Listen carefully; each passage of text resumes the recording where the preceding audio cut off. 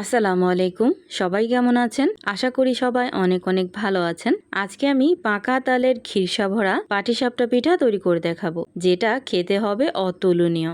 এত বেশি মজাদার হয়, আপনারা একবার বানালে বারবার তৈরি করতে চাইবেন। এখন কথা না বাড়িয়ে দেখে নেই আমি কিভাবে পাকা তালের পুর ভরা এই পাটিসাপটা পিঠাগুলো তৈরি করলাম। প্রথমে এই পিঠার জন্য ব্যাটারটাকে রেডি করব। তার জন্য হাফ কাপ পরিমাণ চালের গুঁড়া, হাফ কাপ পরিমাণ আটা দিয়ে দিলাম, আর দিয়ে দিলাম 1/3 কাপ পরিমাণ চিনি, পরিমাণ মতো দিয়ে দিলাম লবণ। সব কিছু একসাথে খুব ভালো করে মিশিয়ে নিব। মিশিয়ে নেওয়ার পর এখানে আমি দিয়ে দিব 1 কাপ পরিমাণ তালের কাদ বা তালের পাল্প।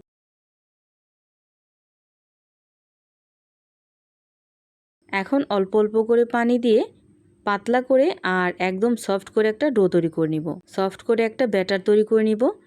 কোনোভাবেই একেবারে বেশি পরিমাণ পানি দিয়ে গোলাতে যাবেন না, তাহলে কিন্তু একদম পারফেক্ট হবে না। আমি কিন্তু এখানে সামান্য পরিমাণ একটু ফুড কালার ব্যবহার করছি, এই জন্য কিন্তু কালারটা একটু বেশি দেখাচ্ছে। এটা একেবারে অপশনাল, চাইলে দিতে পারেন, না দিলেও কোনো সমস্যা নাই।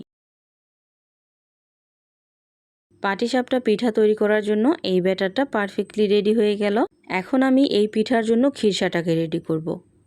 তার জন্য একটা ফ্রাই প্যানে 1/2 লিটার পরিমাণ লিকুইড দুধ জাল করে একদম ঘন করে নিতে হবে।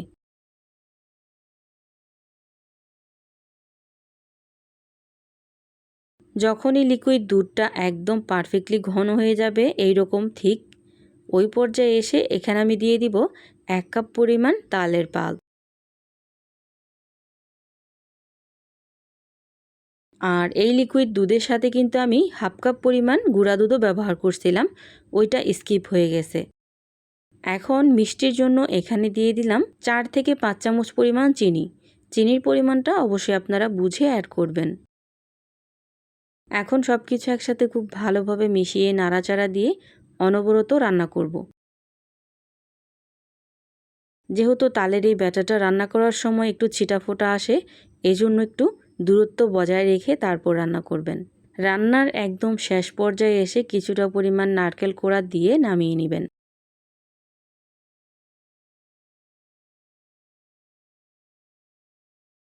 আর যদি মিষ্টিতে লবণ পছন্দ করেন, ওই ক্ষেত্রে সামান্য পরিমাণ লবণও ব্যবহার করতে পারেন। এভাবে আমি এই পিঠার জন্য খিরসাটাকে রেডি করলাম। এখন এই খিরসাটা একটা প্লেটে রেখে ঠান্ডা হতে রেখে দিব। আর এদিকে আগে থেকে তৈরি করে রাখা সেই ব্যাটারটাও কিন্তু পারফেক্টলি রেডি হয়ে গেছে। এখন আমি এই পিঠাগুলো ভেজে দেখাচ্ছি। তার জন্য ফ্রাই প্যানে সামান্য পরিমাণ একটু তেল এইভাবে ব্রাশ করে নিব, আর এইভাবে পিঠার এই ব্যাটারটা দিয়ে দিব আর ঢাকনা লাগিয়ে দিব 30 সেকেন্ডের জন্য। 30 সেকেন্ড পর ঢাকনাটা উঠিয়ে পিঠার এই খিরসাটা দিয়ে ঠিক এইভাবে মুড়িয়ে নিব।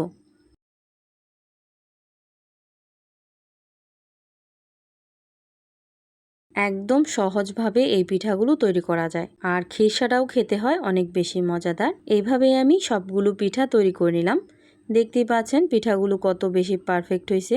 এখন এখান থেকে একটা পিঠা আপনাদেরকে ভেঙে দেখাচ্ছি। আশা করছি পাকা তালের এই পিঠাগুলো আপনাদের কাছে খুবই ভালো লাগবে। ভালো লাগলে লাইক, কমেন্ট অ্যান্ড শেয়ার করতে ভুলবেন না। সবাই ভালো থাকবেন, সুস্থ থাকবেন। আল্লাহ হাফেজ।